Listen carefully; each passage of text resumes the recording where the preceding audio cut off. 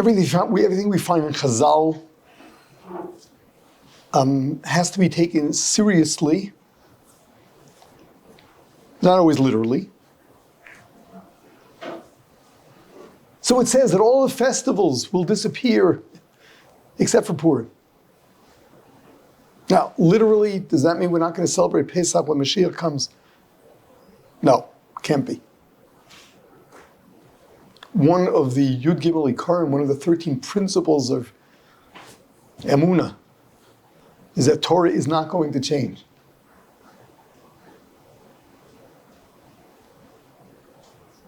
It's telling us that there's something eternal in the very essence of Purim. In a way that perhaps it's not in all the other festivals.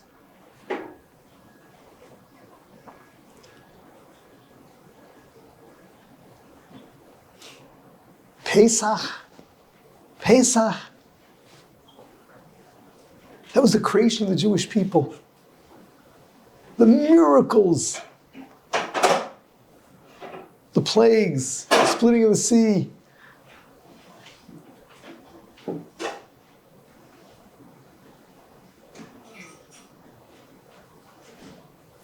All that, nah. Ancient history. Yeah, we'll keep talking about it. Purim, that's forever. What were the miracles of Purim? Nothing supernatural. Nothing supernatural. Divine providence arranged things.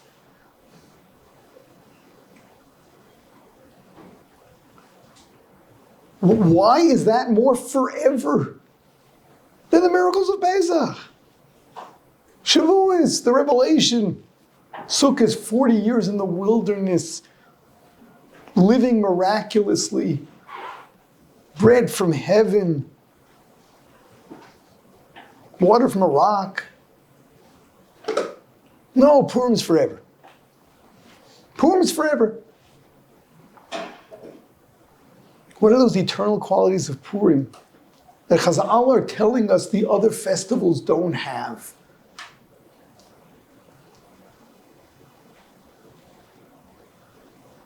It's very simple.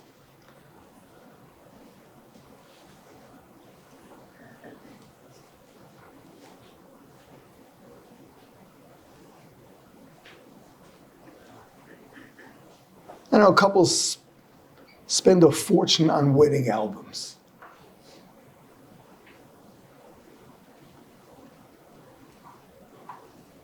I guess Hashem created this concept to give the photographers parnasa.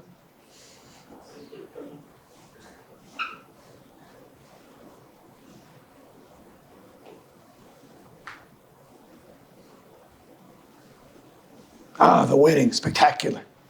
Sheva brachas, wow.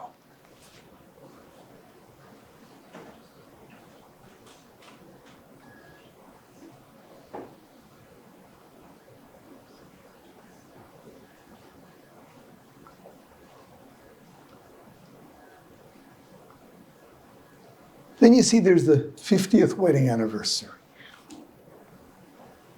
They don't hear so well. They still think they're young because they can't see each other getting older because their vision is not that great.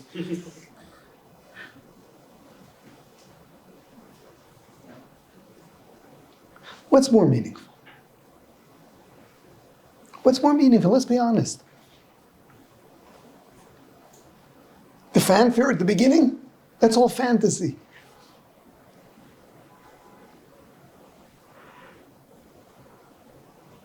A relationship that not just survived 50 years, but grew for 50 years.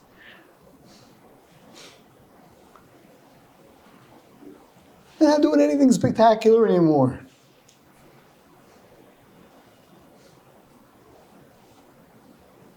But that's wholesome.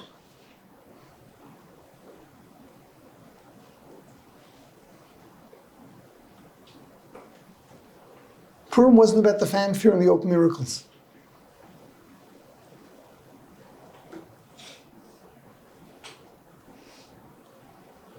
It's just a revelation that in everyday life, Hashem is arranging destiny for every one of us in a way that's best for every one of us. And that yes, everything that feels tragic is part of a plan, and it's for our benefit because Hashem only loves us and nothing else.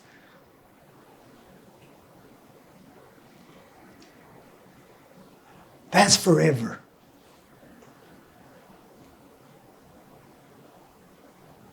Our early days are referred to as Avas Klulos Sayich, the days of engagement, the early days of marriage.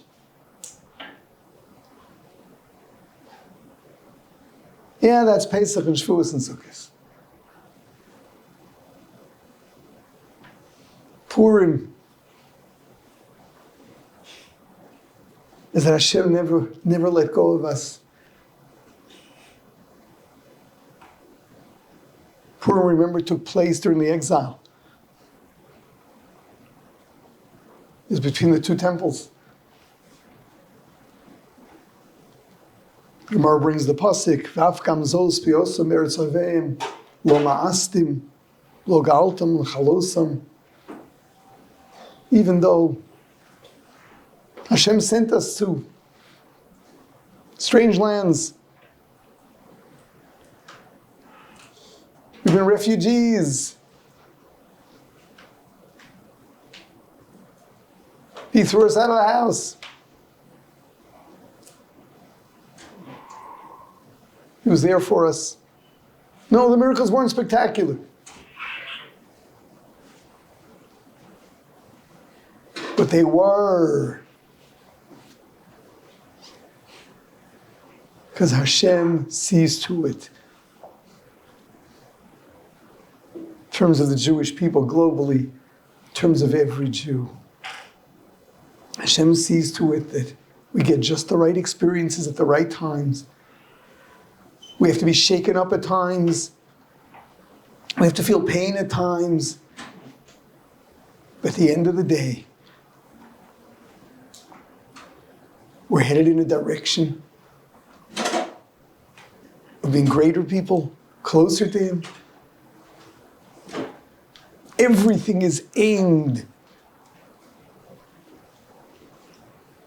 at bringing us to good places.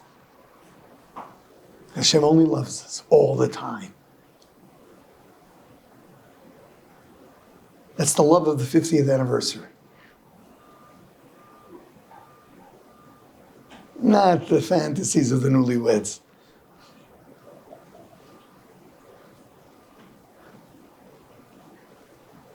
So yes, Purim is forever.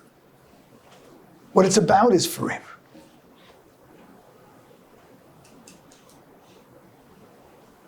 What it's about is that unshakable relationship.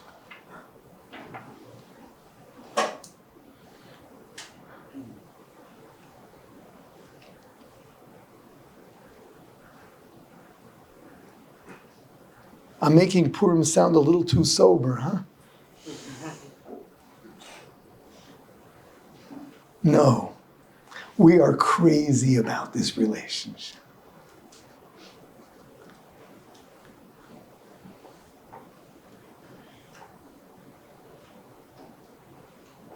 Yeah, we are.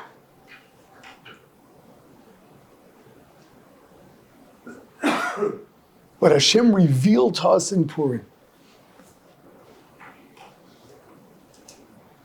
is how close He is with us. Despite our fears and our suffering, despite all the circumstances He brings upon us. They're all charades, they're all setups. But ultimately, it's all for the good.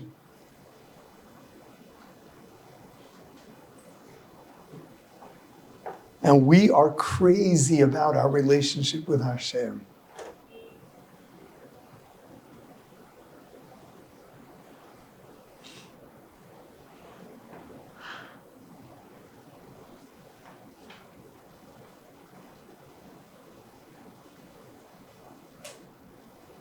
Purim. Purim is an essential part of our avodas Hashem, service to Hashem. What, getting drunk? Yeah.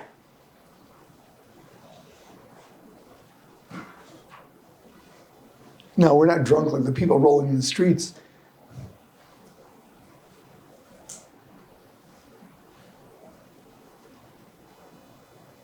A Jew gets very high, becomes uninhibited. And then his inner feelings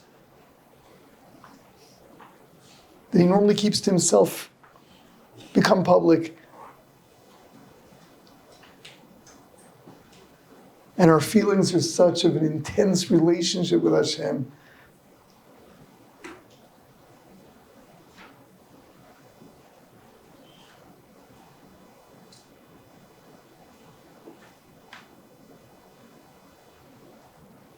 Gives us the day to really cherish that relationship and express it in terms that we would otherwise, I guess, be a little more reserved about.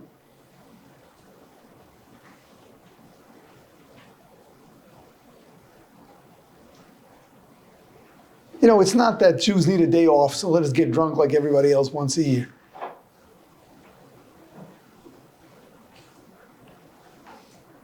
It's a day of getting high in service of Hashem. And once again, of getting rid of our being too self-conscious to express ourselves. Being able to express and feel our love for Hashem. And for one another.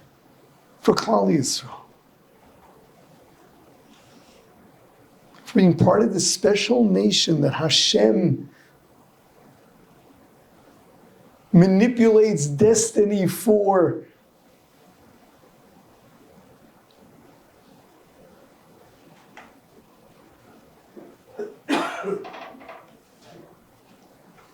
Very much like the story of Purim. He does it all the time. He's done it historically.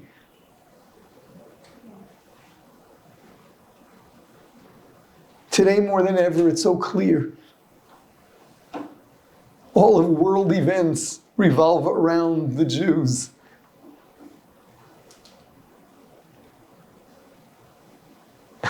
Who are we?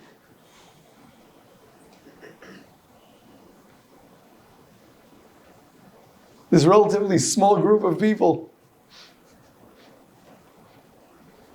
And the land. If your map isn't big enough, your world map, you won't be able to find Eretz Yisrael. The whole world revolves around.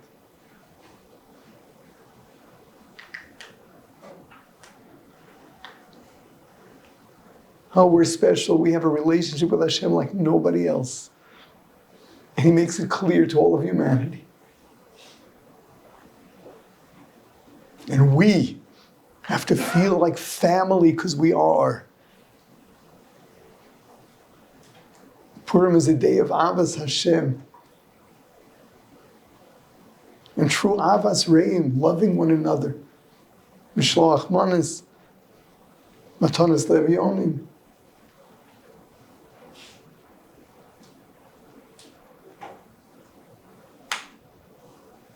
This year it's a little easier. They split it into 3.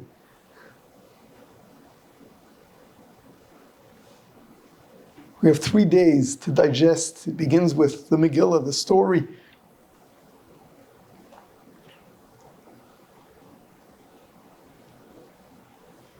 Shabbos, to thank Hashem with Al Anisim.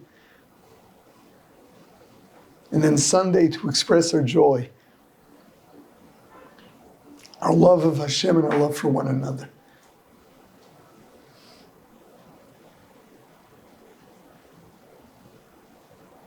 This is special because, generally speaking, Purim, there's just so much going on in one day.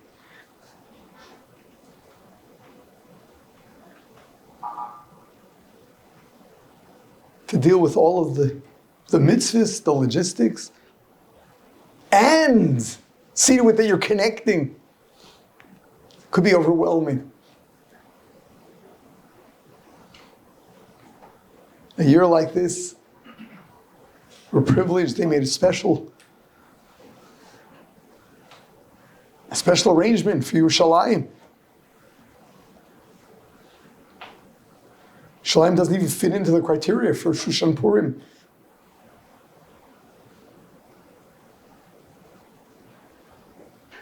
They made an exception for Yerushalayim.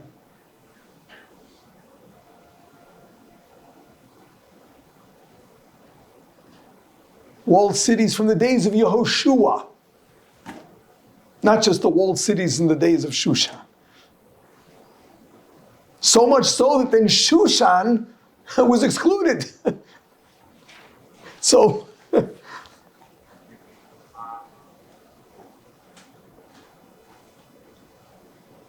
they made it a special arrangement for Shushan. So it's walled cities like Shushan, but Shushan, even though it wasn't a walled city at the time, the Yerushalayim was walled.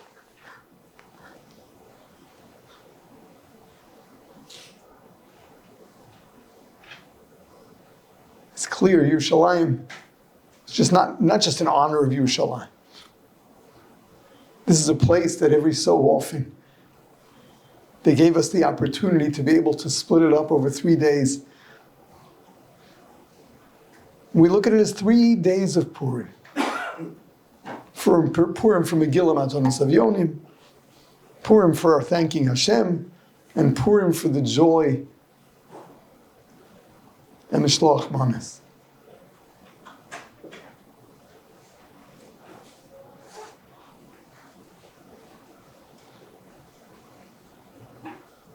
Personalize your Purim. Go through your own life. Go explore how Hashem has taken you through whatever He did and brought you to where you are. And the journey continues. And He's bringing you to a great place.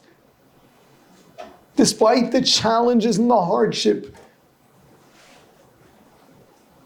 And feel His closeness. And drink. And express your joy.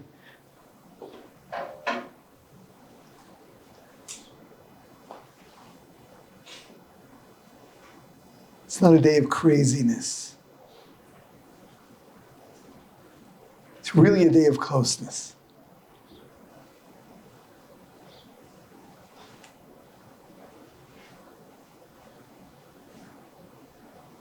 If you've never experienced this before, make sure you have whom to learn from. Make sure you get to see good old authentic Jews and what they're like when they drink on Purim.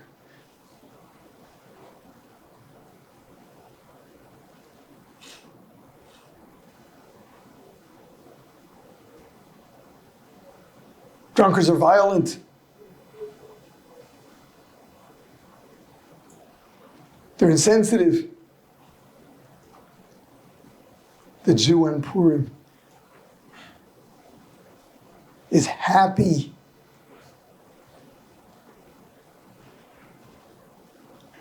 Not at all aggressive, all accepting, loving and caring.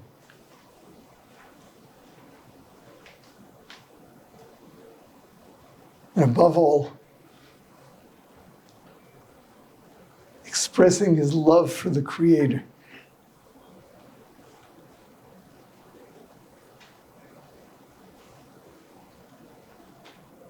This may be one of the most important lessons in your Jewish education.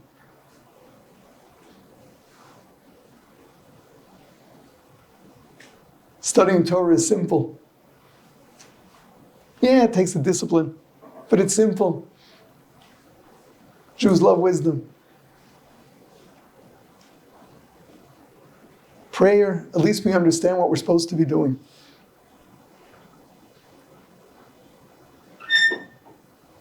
working on one's character, obviously. But drinking like a Jew, getting drunk like a Jew,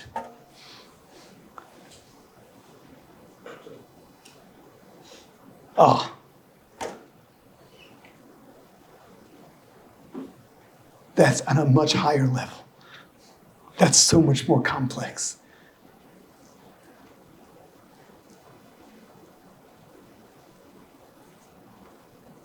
And that's where you get a real expression of the heart. And in preparation of it, you better make sure your heart's in the right place. So yes, go through your own life. Know without question that Hashem has been leading you in the right direction and that He loves you. Feel it so that when you drink, you can express it.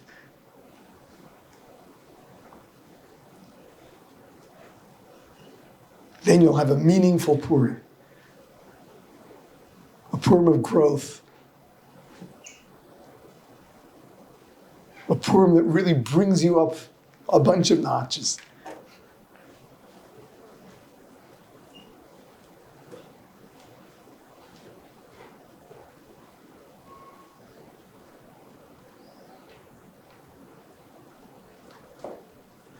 Yeah, maybe have a meaningful Purim. A really happy Purim. May we merit the day when every Jew will know how to drink the way Jews do.